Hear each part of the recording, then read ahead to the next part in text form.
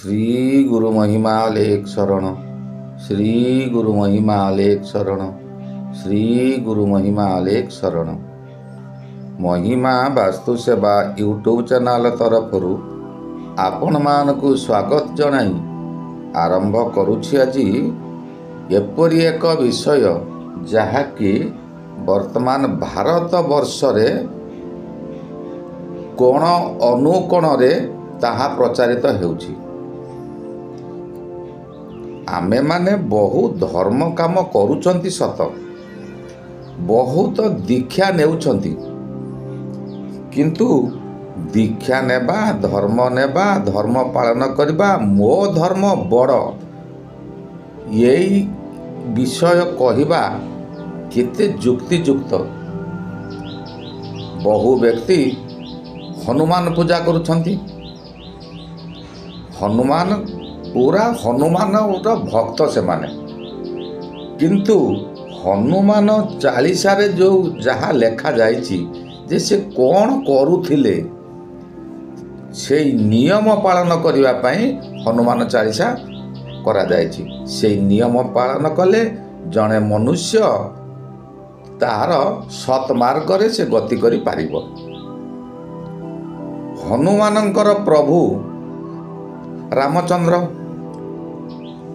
रघुवंशर से दायद, रघुवंशर संतान, किंतु यही रघुवंशर उत्पत्ति, रघुवंश केउठारु उत्पत्ति हैला, किपरि उत्पत्ति हैला, से जे केते कष्ट करिथिले ताहा प्राय समस्ते अल्प अधिक जानिछंती।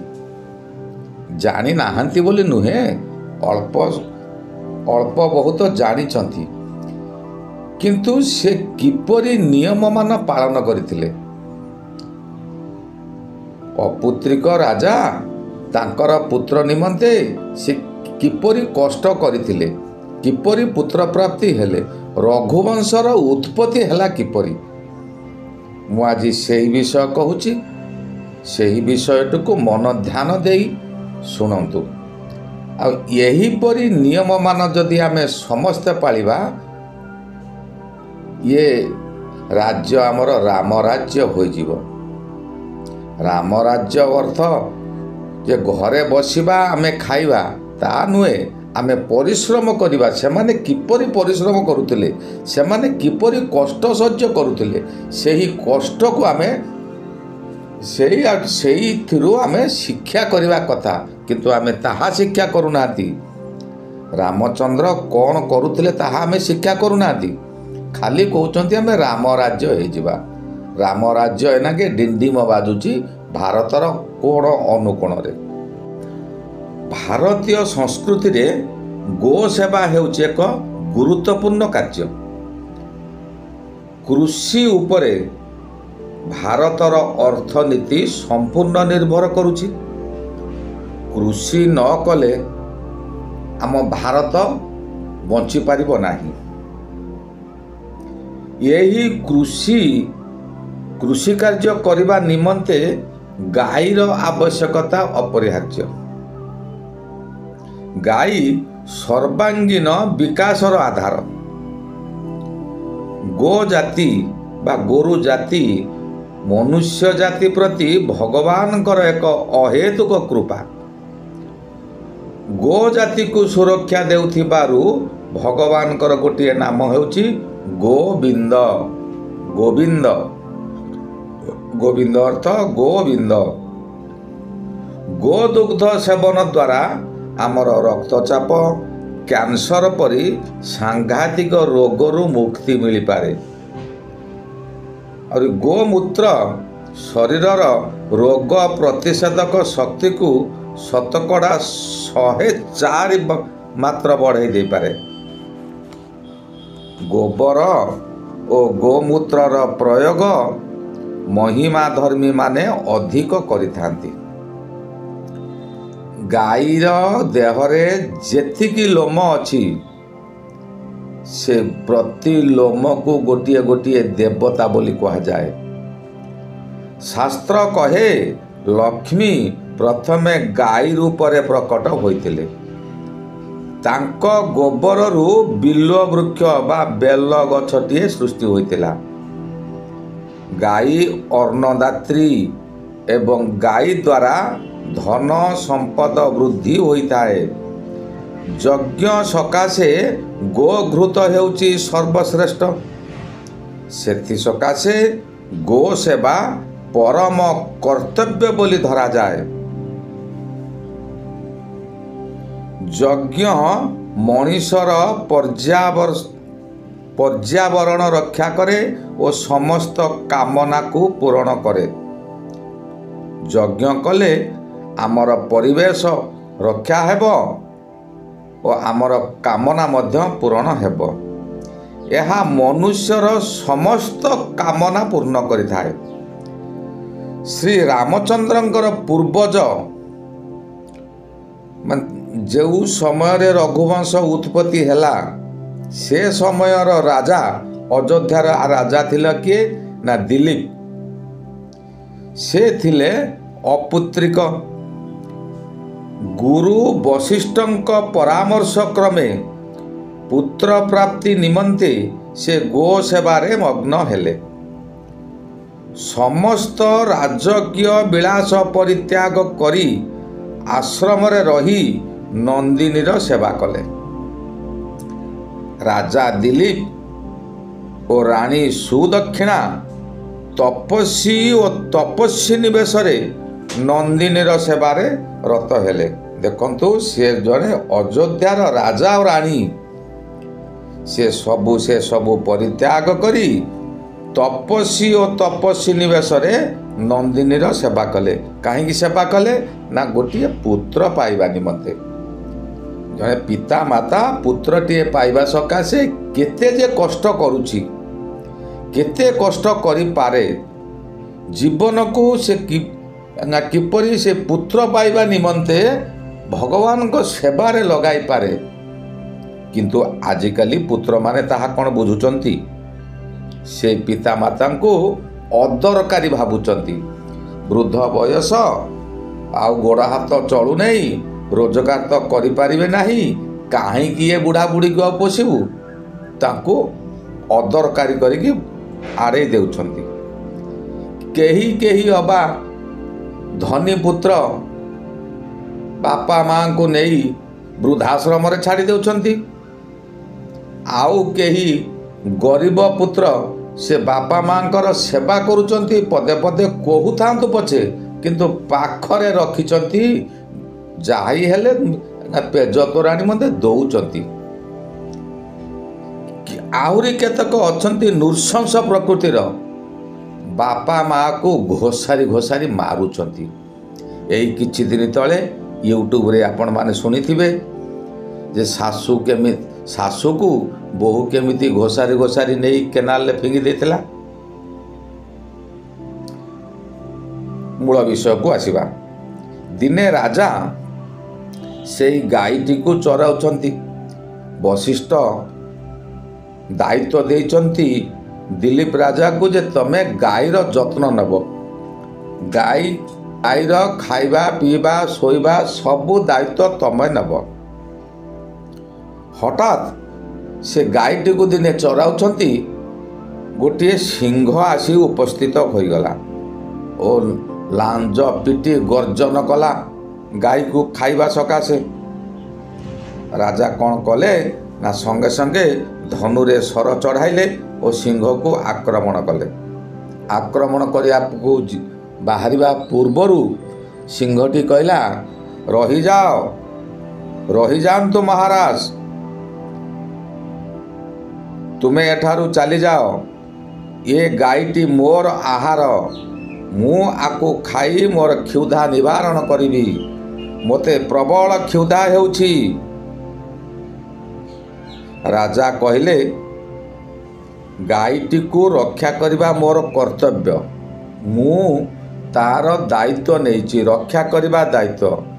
ମୁନି ମୋତେ ସେ ଦାୟିତ୍ୱ ଦେଇଛନ୍ତି। ତୁମର ଆହାର ଦରକାର, ମୋର ଗାଈର ଜୀବନ ରକ୍ଷା କରିବା ଦରକାର।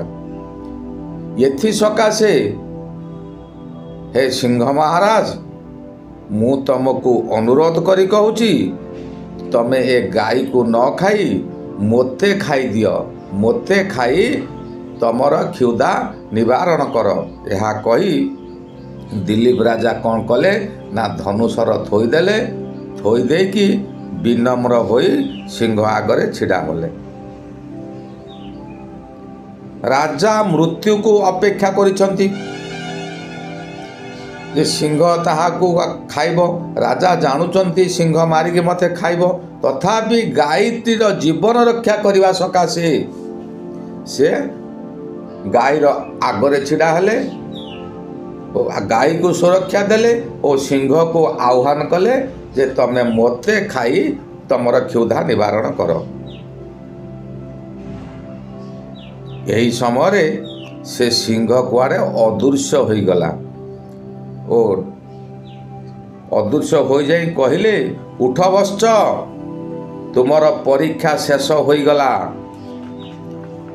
दिलीप तत्क्षणात उठी अनाई देले जे सेठारे सिंह नाही, केवल से नंदिनी अच्छी। नंदिनी गोमाता कहले, तुमर परीक्षा शेष हो गला।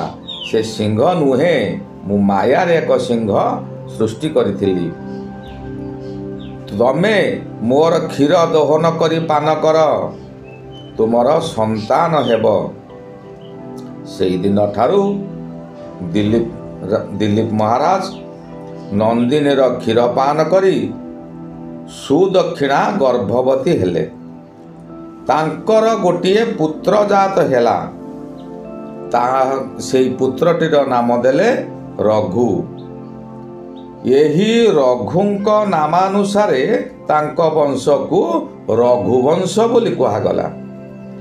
एइटी देखंतु से माने केते कष्ट करी, केते कष्ट सह्य करी राजकीय आडंबर छाड़ी तपस्वी और तपस्विनी परी नंदिनीर सेवा करथिले, अर्थात गो सेवा करथिले। तापरे जाई तांकर पुत्र जन्म होला, जेउ पुत्र की जेते दिन पर्यंत ये पृथ्वी रे चंद्र सूर्य आतजात होथिबे रघुवंश बोली नाम थिबो। सेई रघुवंश रे जन्म हेतिले रामचंद्र। पुराण रे यही परी अनेक उदाहरण रहिछि। गो सेवा ठारू अधिक पुण्य किछि नाही। आसाराम बापू मध्य कहिसंती, गाई को एक पशु कहवा पाप। गाई गृहपालित जीव नुहे, गृहपालक जीव।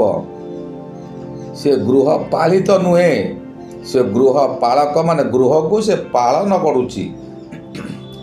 मनीष और प्राणी मानकर मल को घृणा करा जाए, मात्र गाईर मल पवित्र, जहाकू विविध पुण्य कार्य व्यवहार करा जाए। सार विलियम वार्डर कहिसंती, कौनसी राष्ट्र बिना गो जाति बंची पारिबो, मात्र गो जाति बिना कौनसी राष्ट्र तिष्ठि पारिबो नाही। जदि कौनसी राष्ट्र न थाए कि कौनसी राष्ट्र रे गोमाता टीए न रही से बंची पारिबो, किंतु गो जाति नथिले कौनसी राष्ट्र तिष्ठि पारिबो नाही। गाई ठारे 100% मातृत्व रहिछि। से केवल हिंदू मानकर नुहे, मनीष जातिर माँ। गोमातार अभिशाप रे राष्ट्र रसातलगामी हेब। एणु गो संपदर सुरक्षा दिगरे समस्ते यत्नशील हेबा प्रयोजन। किंतु बहु लोक अछंती, गाईटीए बयस हो गला, से आ संतान प्रसव करि परिबो नहीं, ताकू कंसेई को बिक्री कर दौरान। सी कौन केबे शांति रे रहिबे ना ये राष्ट्र शांति रे रहिबो। ଗାଈକୁ ମାତୃବତ୍ ଜ୍ଞାନ କଲେ କେବଳ ଭାରତର ମଙ୍ଗଳ ହେବ ନାହିଁ, ସମଗ୍ର ମାନବ ଜାତିର କଲ୍ୟାଣ ହେବ। ଶାସ୍ତ୍ର କହେ, ଯେଉଁ ମନୁଷ୍ୟ ପ୍ରତିଦିନ ସ୍ନାନ କରି ଗାଈକୁ ସ୍ପର୍ଶ କରେ ସେ ସବୁ ପାପରୁ ମୁକ୍ତି ହୋଇଯାଏ। ଏହା ପଦ୍ମ ପୁରାଣରେ ଅଛି। ଯିଏ ଗାଈ ଖୁରାରୁ ଉଡ଼ୁଥିବା ଧୂଳିକୁ ଧାରଣ କରେ ସେ ତୀର୍ଥ ଜଳରେ ସ୍ନାନ କରିବା ସହ ସମାନ। ସେହି ବ୍ୟକ୍ତି ସବୁ ପାପରୁ ମୁକ୍ତ ହୋଇଯାଆନ୍ତି। ଗୋ ହତ୍ୟାକାରୀ, ତାହାର ମାଂସ ଖାଉଥିବା ବ୍ୟକ୍ତି ଓ ଗାଈ ଗୋରୁଙ୍କୁ ଯେଉଁମାନେ ବୃଦ୍ଧ ବୃଦ୍ଧା ଅବସ୍ଥାରେ କଂସେଇକୁ ବିକ୍ରି କରିଦେଉଛନ୍ତି ସେମାନେ ଗୋହତ୍ୟା ପାପରେ ପାପୀ। ଅନୁମୋଦନକାରୀମାନେ ଗୋରୁ ଶରୀରରେ ଯେତିକି ରୋମ ଅଛି ସେତିକି ବର୍ଷ ନର୍କରେ ପଡ଼ନ୍ତି ବୋଲି ମହାଭାରତରେ ବର୍ଣ୍ଣନା ଅଛି। ଆଜି ମୁଁ ଏହିଠାରେ ରହିଲି। ଆସନ୍ତା ଅଧ୍ୟାୟକୁ ଜୀବ ହିଂସା ମହାପାପ ଏହି ବିଷୟଟିକୁ ଆଲୋଚନା କରିବି। ଏହି ବିଷୟଟି ମହିମା ଧର୍ମର ଗୃହସ୍ଥ ନୀତି ପୁସ୍ତକରେ ବର୍ଣ୍ଣିତ ଅଛି। ଶ୍ରୀ ଗୁରୁ ମହିମା ଆଲେଖ ଶରଣ, ଶ୍ରୀ ଗୁରୁ ମହିମା ଆଲେଖ ଶରଣ, ଶ୍ରୀ ଗୁରୁ ମହିମା ଆଲେଖ ଶରଣ ଶରଣ ଶରଣ।